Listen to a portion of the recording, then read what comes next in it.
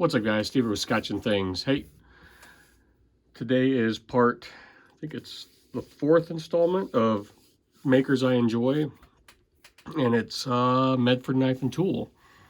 So I feel like I'm missing some, but like right now, like I've just got knives scattered everywhere for some reason, and I think I rounded up most of them. I am missing one. I've got a Fat Daddy, and it's out for some custom work getting done. And I just didn't feel like waiting anymore. I thought I'd just get this out of the way. And I've had more and I've had less Medfords. They kind of, again, it's one of those things, they kind of come in and come out. I just kind of want to talk about, why I like them and this and that, and maybe some gripes I have on them. And golly, I feel like I'm missing something. But I've had my first ever, and I just recently sold it, was a Praetorian T. This is a Praetorian tie. Again, like when I first saw these knives, I thought, why would anybody ever carry a knife that big? And now this isn't really, to me, a huge knife, but oh god, this probably a top 5 right there. It's just a knife. Yeah, like 2 years ago, I remember just kind of building them up on the site and thinking, man, that's a lot of money. And then finally last year, I picked one up. Medfords, they're expensive, right? He's American made, all American made, and mostly in-house. Some stuff gets farmed out, but he tries to, it's all like local Arizona stuff. And he charges for that. So if you want, my suggestion is getting them on the secondary. The pricing is just better on the secondary. Let's go over what we have here real quick. We got my old school, love that ball cut Fuller micro, awesome little knife. Here's my 187 RMP that Dave gave me, and this is one of his designs. I can't understand why he's not selling and pushing it, because I think it's a knife, especially right now, if they did it in all tie, people would just go crazy for. Got a couple 187s. Got this drop point, and I can't remember what the drop point Tanto. Love that Tanto blade. So there's one. There's two. I've had 3 total. This one's an S90. I think they're both an S90 actually.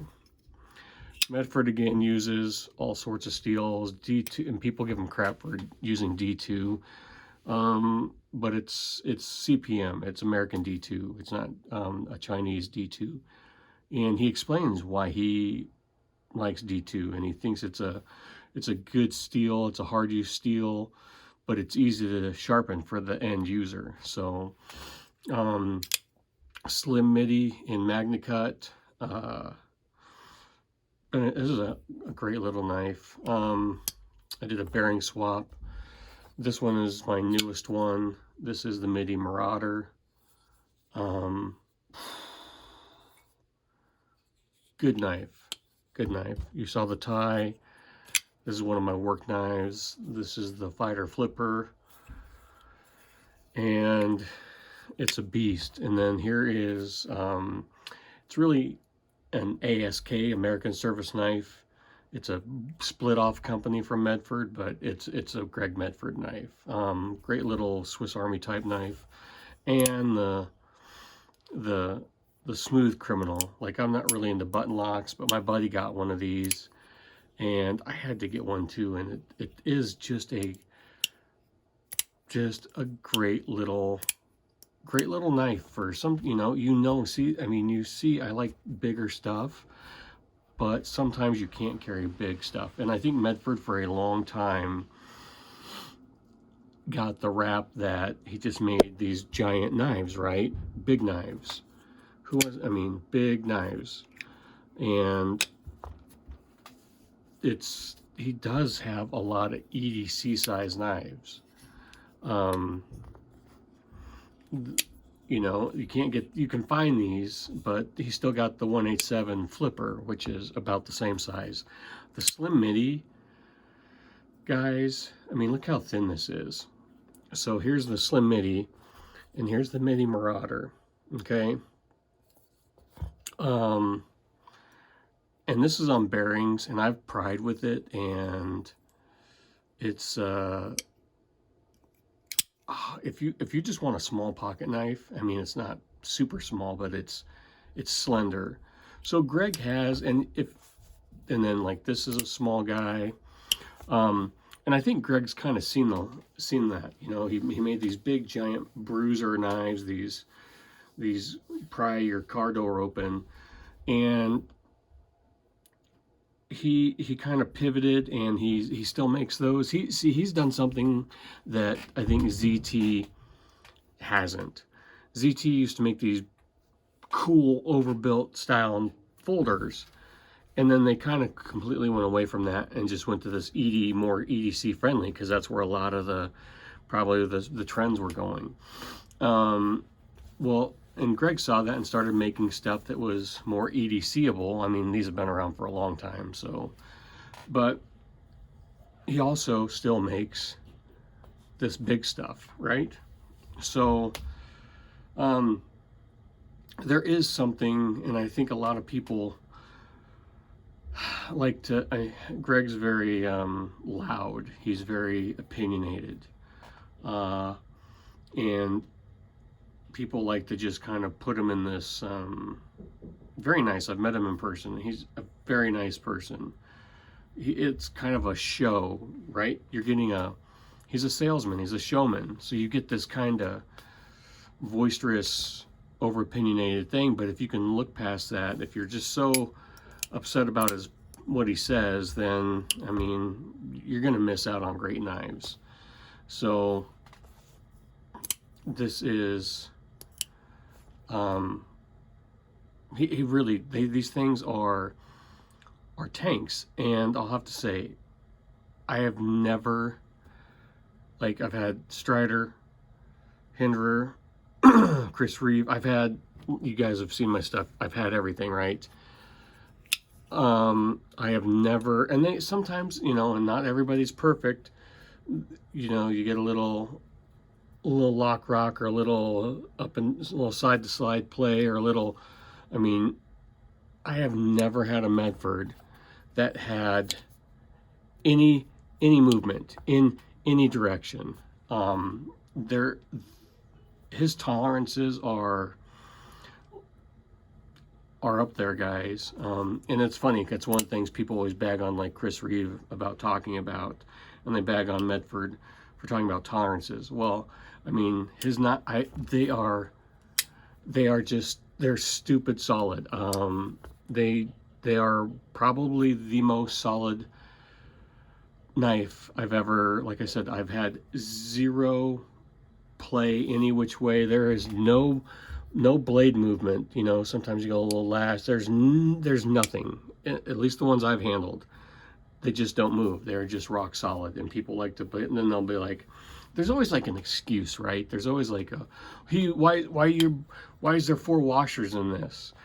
And Greg's done a video on that. Why are there 4 washers, or why is there in some of his? And it's just the process, and it's to get that. So I'm not going to explain it. He does a great job. It's just the way washers are cut. So you can watch his video if you don't believe me. But there's always these. Do you get what I'm saying? There's always, and it's like that with every brand. You know, you got your followers and you got your haters, but they always kind of come back to the same thing. Medfords are too big. Medfords don't cut. Why does he do that? You know, they always kind of look for these things that they're bullet points on why the knives are no good. Well, guys, like I said, look at this thing. That's a pretty thick blade stock, and I can tell you it cuts. That's a thick blade stock, and it cuts. That's a thin blade stock, and it cuts. Okay. And not all of his knives are for me, guys. I've tried a bunch of them that haven't stuck around. Sometimes I'll get in, like, he's done that finger choil great. Like, I love to be able to choke up, but there's sometimes where I think he hasn't made the finger choil big enough, and it just makes it awkward for me. So yeah, not every single one of his knives I like. There are some I do like. They're like, these two were, when I saw that, like I said, oh, it's too big, I'll never get one. And then I just kind of fell in love with it. Same thing with this thing. I thought, that's ugly, it's just a copy. I mean, he's just making a folding K-bar, right? Or a copy, or not a copy, but you know, he's just, that looks stupid. And then you get it in hand and you're like, oh my God. So he's making, and he's, a buddy and I were talking about this the other day. At least he's trying to innovate. You know, he's got the new OTF coming out. Yeah, there's OTFs out there. He's trying to make it different than other OTFs. And he's got a bunch of other stuff in the pipeline. So that's cool. And he offers good warranty services. And you can always send your knives back in and do a complete rework of them. Anything you want, sculpting, finishes, hardware color changes. So that he offers a lot of stuff. You know, some things I don't like. His pocket clips, every single knife pretty much has a different, I mean, his pocket, the popsicle style pocket clip is probably one of the best in my opinion. That and his spring clips, like this one gets this bent tie, and I had to bend this so it couldn't fall in it, you know, it kept wanting to come in and out of pocket. But the Praetorian Slim gets this style pocket clip. So yeah, I wish he would have put something like that on here, or the popsicle more. You know, this thing is godly huge, and that's a lot coming out of your pocket. But honestly, this pocket clip works very well. This one works very well. It's these that kind of just, like, this works okay, but you gotta, it just doesn't go in and out of pocket. These, you know, you think they would, they just don't go in and out of pocket as well. So yeah, he's got a large array, I would say, of pocket clip designs. And I just, like I said, sometimes I mean, wish he would keep it simple, or keep it somewhat, you know, like just more standard, like Strider or Chris Reeve, just kind of one thing fits all. But I get it, he's going for a certain design. He doesn't, you know, he does a horrible job, I think, of like on the lock bars. Those are always a pain in the ass because they're sharp.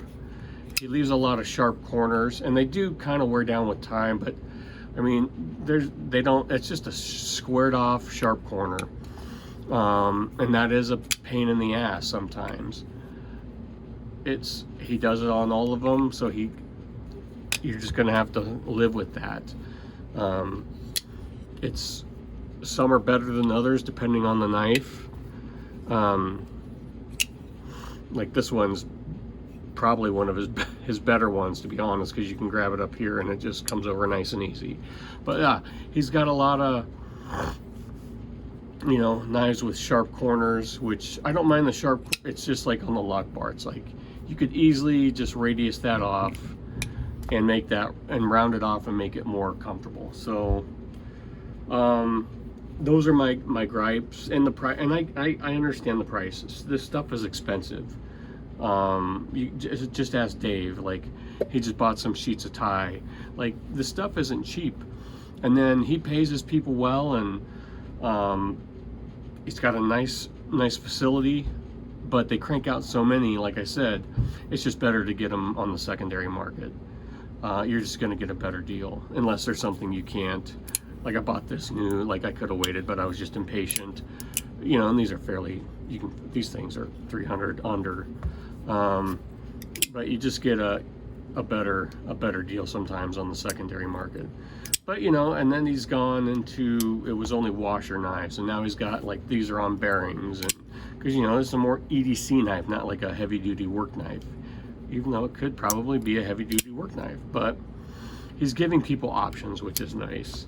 So yeah, I feel like there's something else I'm missing, another Medford I'm missing, but I mean, and this value is probably one of the best values out there for a big knife if you want to get a brand new one. On the secondary, guys, you can get these for $350 all day long, brand new.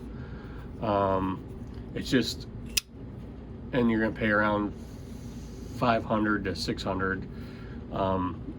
I'm sorry, used. You can get them $300 to $400 used, but they're brand new. Does that make sense?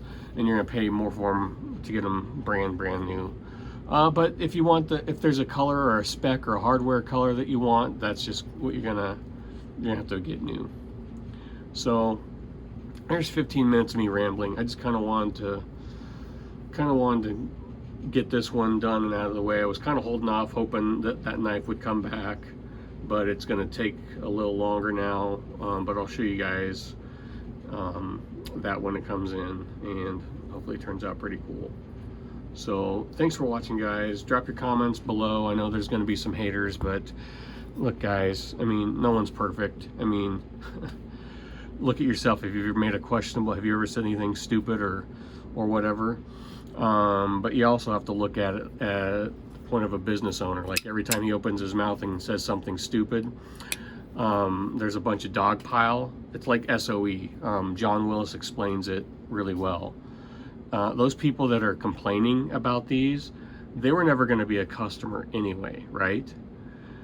Medford sucks. Medford's they're too thick. They don't cut. They're this. He's this.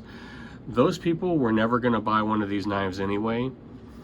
But them saying that, and they say it in the groups, it puts Medford out there to how many other potential new customers that would have never seen a Medford, or or someone spouting off negativity thought, oh well, hey, those look cool, I might check them out. So that's all I got for you guys. Medford's just a brand I like, and like I said, they're not perfect. But it's, from what I found, like the build quality, you're not gonna find a more solid knife anywhere. So thanks for watching, guys. I'll talk to you later. Bye.